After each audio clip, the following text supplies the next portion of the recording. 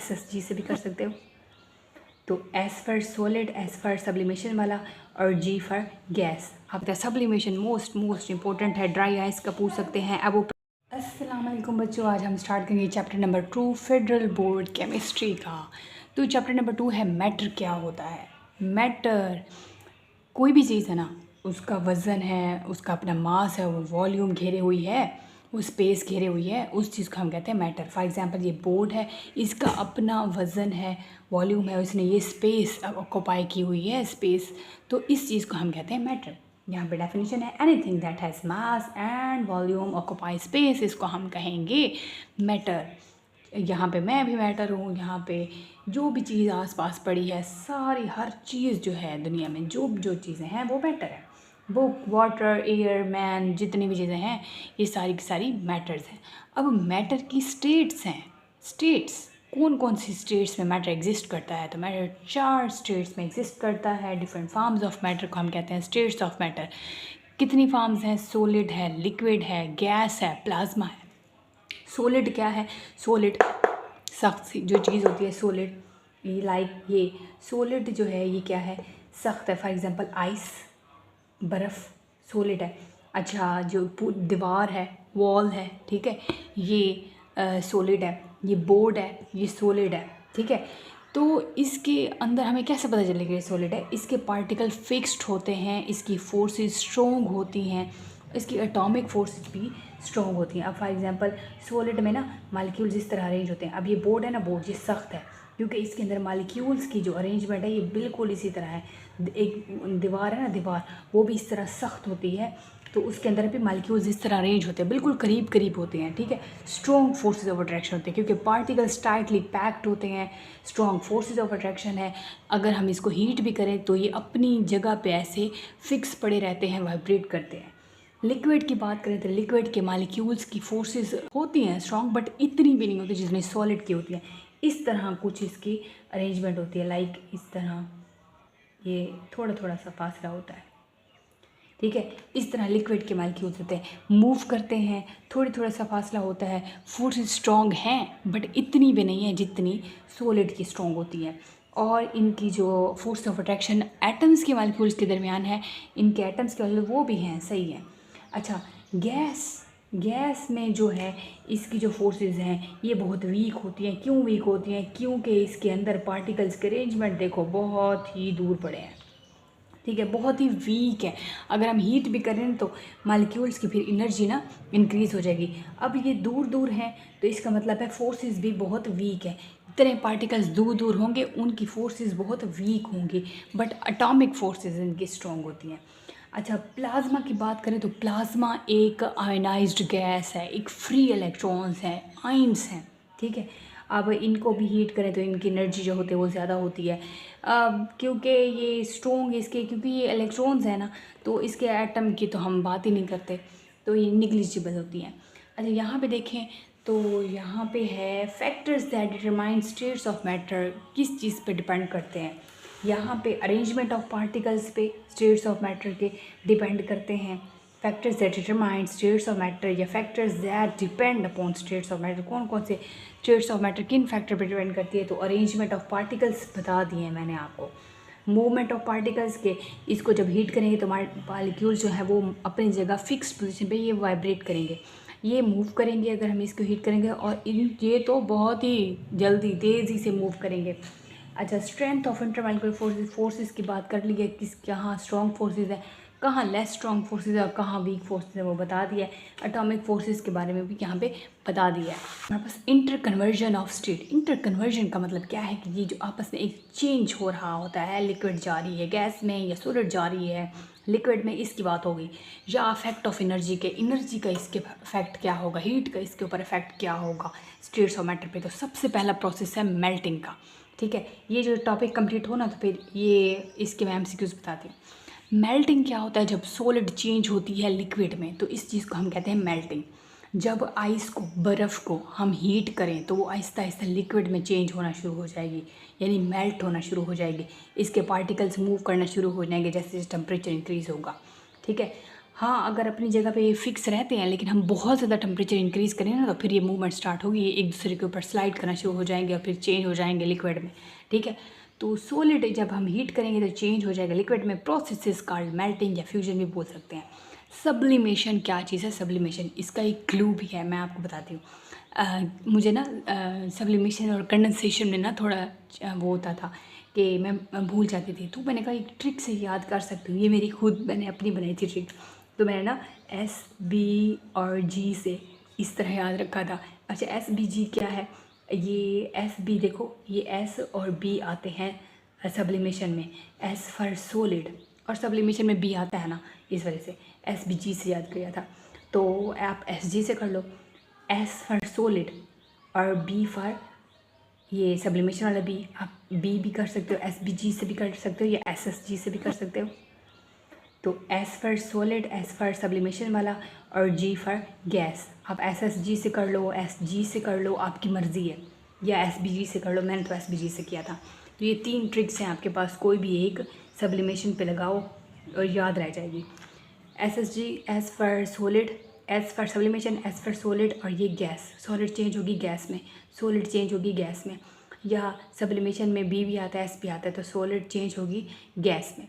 तो सॉलिड जब हीट करेंगे तो चेंज हो जाएगी गैस में। इस प्रोसेस को हम कहेंगे सब्लिमेशन। लाइक ड्राई आइस है, carbon dioxide gas, dry ice है, इसको जब हीट करेंगे ये गैस में कन्वर्ट हो जाएगी। तो ये क्या है? ये सब्लिमेशन वाला प्रोसेस है। नेक्स्ट है एवोपरेशन वाला। जब हम लिक्विड को हीट करेंगे तो ये गैस में कन्वर्ट हो जाएगी, वेपोराइज हो जाएगी। ठीक है, स्टीम में चेंज हो जाएगी। तो लिक्विड को जब हम हीट करेंगे, ये डेल साइन है हीट का, तो ये गैस में चेंज हो जाएगी। इसको हम बॉइलिंग भी कहते हैं, इसको हम एवोपरेशन भी बोलते हैं।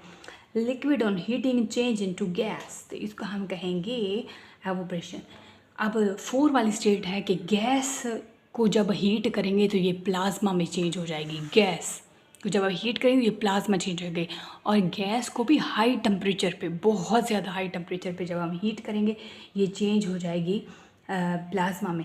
बट यहाँ पे एक चीज़ लिखने, जब हम गैस को हाई टेम्परेचर में हीट करेंगे, एक मिक्सचर है न्यूट्रल एटम्स का, पॉजिटिव आयंस का, फ्री मूविंग इलेक्ट्रॉन्स का, ये आयनाइज्ड गैस ही है। ठीक है, आयनाइज्ड फॉर्म में है। इसकी एग्जांपल देखें तो नियॉन साइंस आपको नज़र आते हैं, फ्लोरेसेंट ट्यूब्स नज़र आती हैं, कहीं कहीं पे लाइटनिंग हमें फील होती है। ठीक है, तो ये प्लाज्मा है असल में। तो यहाँ से जो इम्पोर्टेंट एमसीक्यूज है, आपकी फेडरल की बुक बहुत आसान है। हमारी जो पंजाब की पहले बुक्स थी ना, वो बहुत मुश्किल थी। हाँ, अब जो आई हैं वो आप जैसे आपकी तरह मिलती जुलती हैं, वो आसान है। अच्छा, मैटर क्या है? मैटर एक ऑक्यूपाई कर रहा है मास और वॉल्यूम, ये इंपॉर्टेंट एमसीक्यूज है। मैटर क्या है? जो कोई भी चीज़ जिसका मास और वॉल्यूम है, इसको हम कहते हैं मैटर। ये इंपॉर्टेंट है, एमसीक्यूज है। ये मैन, एयर, वाटर, ये आ सकता है, ये पूछ सकते हैं। बोर्ड का बुक का पूछ सकते हैं। अच्छा, सॉलिड के पार्टिकल का पूछ सकते हैं, फोर्सेस का पूछ सकते हैं, इंपॉर्टेंट एमसीक्यूज है।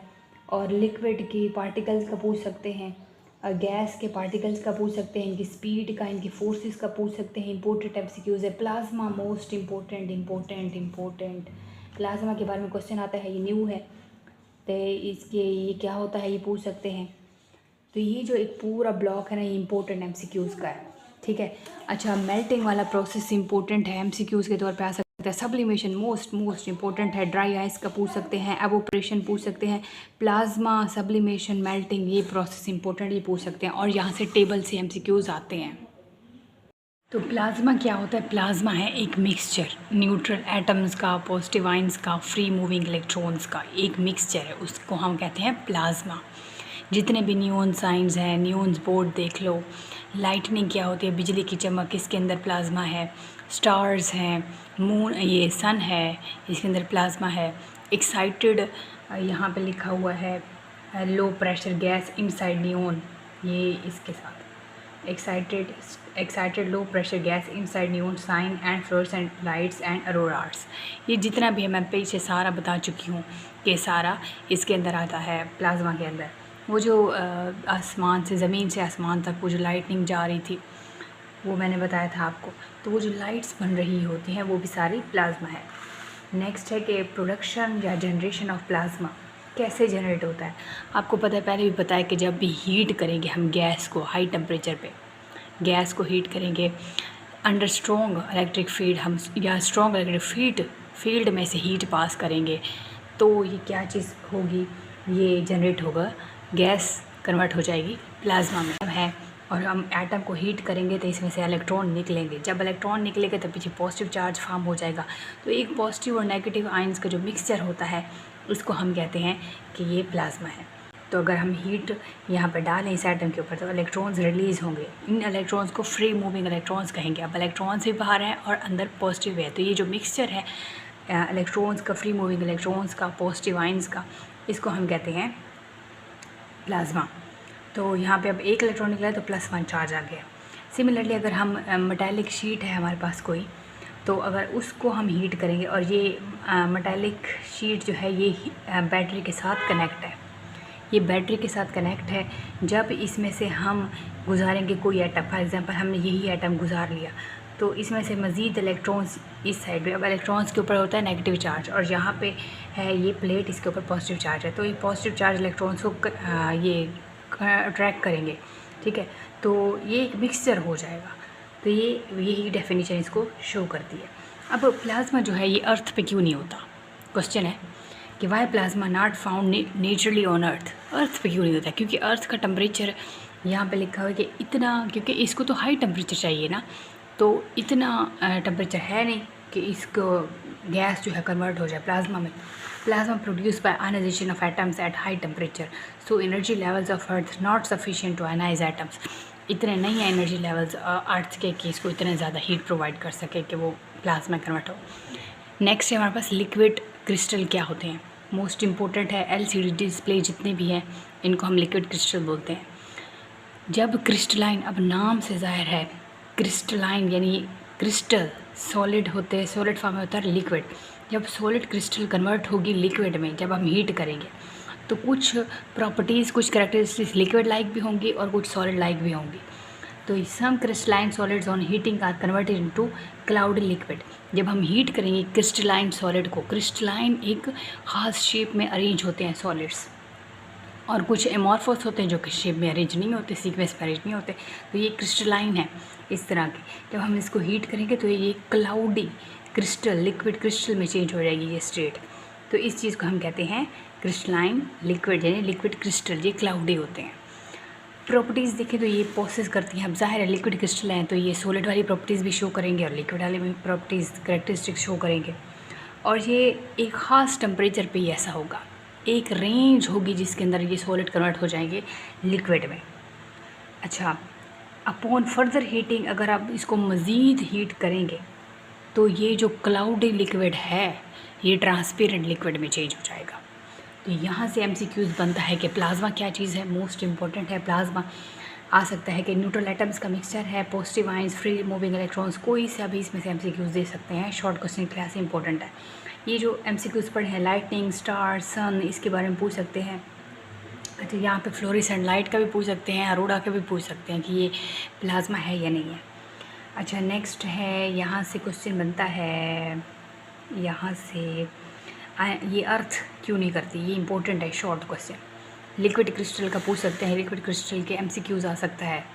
LCD डिस्प्ले, ये MCQs है। लिक्विड क्रिस्टल क्या होते हैं इसमें पूछ सकते हैं। क्रिस्टल को अभी देखें ना, लिक्विड है तो जब ये सॉलिड है, एक अरेंज, ख़ास अरेंजमेंट है, जब हम हीट करेंगे तो इस तरह अरेंजमेंट हो जाएगी लिक्विड क्रिस्टल वाली। अच्छा, प्रॉपर्टीज़। अच्छा, एक और यहाँ से MCQs बनता है कि अगर हम फर्दर हीट करेंगे तो वो ट्रांसपेरेंट लिक्विड में हो जाएंगे। ये इंपॉर्टेंट है, ये MCQs है। और ये डेल साइन हीट के लिए मैंने यहाँ पे यूज़ किया है, तो ये इंपॉर्टेंट है, इसको आप एक बार देख लें।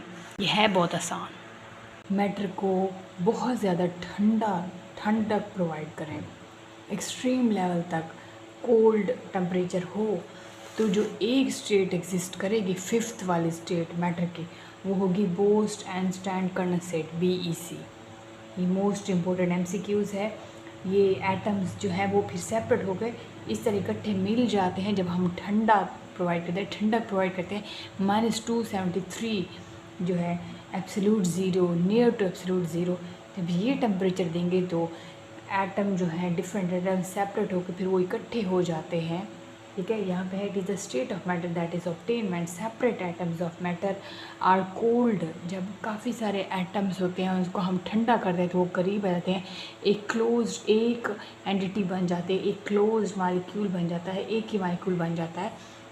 तो जो वो मैटर की स्टेट होगी उसको हम कहेंगे BEC, बोस-आइंस्टाइन कंडेंसेट। और ये मोस्ट इंपॉर्टेंट है, यहाँ MCQs है कि बोस-आइंस्टाइन वाले टेम्परेचर कौन सा होता है, तो वो एब्सोल्यूट ज़ीरो के नज़दीक होता है। एक्सट्रीम कोल्ड टेम्परेचर पे ये चीज़ ऑब्जर्व की जाएगी और इसके example super critical fluids, super conductors होंगे। नेक्स्ट है हमारे पास मैक्रोस्कोपिक प्रॉपर्टीज़। मैक्रो वर्ड होता है बड़ा, एक होता है माइक्रो और एक होता है मैक्रो। मैक्रोस्कोपिक प्रॉपर्टीज़ हम देखेंगे। मैक्रो का मतलब होता है जो हम आम आँख से देख सकते हैं, जो माइक्रो होता है वो हम नहीं देख सकते। विजुअलाइज बाय नेकेड आई, ऐसी मैटर की प्रॉपर्टीज़ जिसको हम आम आँख से देख सकते हैं, हम देख सकते हैं और इसको मेजर भी कर सकते हैं ईजिली। तो वो कौन सी प्रॉपर्टीज़ हैं, हम देखते हैं वन बाय वन। फर्स्ट है डेंसिटी, कंप्रेसिबिलिटी और फ्लूइडिटी। ये जो डेंसिटी है ये देखते हैं पहले। आपको पता है गैस के मॉलिक्यूल्स दूर दूर होते हैं, लिक्विड के मॉलिक्यूल्स थोड़े से करीब होते हैं और सॉलिड के मॉलिक्यूल्स तो बहुत ही टाइटली पैक्ड होते हैं, ये चीज़ आपको पता है। अब इन्हीं पार्टिकल्स की बेस पे हम डेंसिटी देख रहे हैं। जो डेंसिटी होती है सॉलिड की वो बहुत ज़्यादा हाई होती है। हाई डेंसिटी क्यों है? क्योंकि इसके पार्टिकल्स के दरमियान इतना डिस्टेंस ही नहीं है, निग्लिजिबल डिस्टेंस है। और फिर हम लिक्विड की बात करें तो लिक्विड की डेंसिटी भी बहुत ज़्यादा हाई होती है, वज़नी होते हैं, भारी होते हैं। क्यों? क्योंकि इसके पार्टिकल्स के दरमियान जो डिस्टेंस होता है वो कम होता है। मतलब सब में ना पार्टिकल्स की ही बात हो गई। अब डेंसिटी इनकी गैस की तो बहुत ही कम होती है। क्यों? क्योंकि पार्टिकल्स बहुत दूर दूर हैं, लार्ज डिस्टेंस पे। कंप्रेसिबिलिटी का मतलब है कि जब हम कंप्रेस करेंगे, वज़न डालेंगे तो यही कंप्रेसिबल है। तो यहाँ पे जब कंप्रेसिबिलिटी हम देखेंगे सॉलिड, तो सॉलिड को जब मैं यहाँ पे वज़न डालूँ, कंप्रेस करूँ, तो ये नहीं होगा कंप्रेस, तो ये नॉट कंप्रेसिबल। लिक्विड भी कंप्रेसिबल नहीं है, लेकिन गैस जो है वो कंप्रेसिबल है। ठीक है, क्यों गैस कंप्रेसिबल है? क्योंकि इसके मॉलिक्यूल्स के दरमियान जो डिस्टेंस है वो बहुत ज़्यादा दूर है। क्यों? क्योंकि अगर आप खाली सिरंज देखें ना, सिरंज इंजेक्शन खाली देखें, तो पीछे से अगर उसके पिस्टन को प्रेस करें तो वो बहुत ज़्यादा वो कंप्रेस होती है, तो मतलब ये कंप्रेसिबल है। फ्लूइडिटी का मतलब है कि क्या ये फ्लो करती हैं?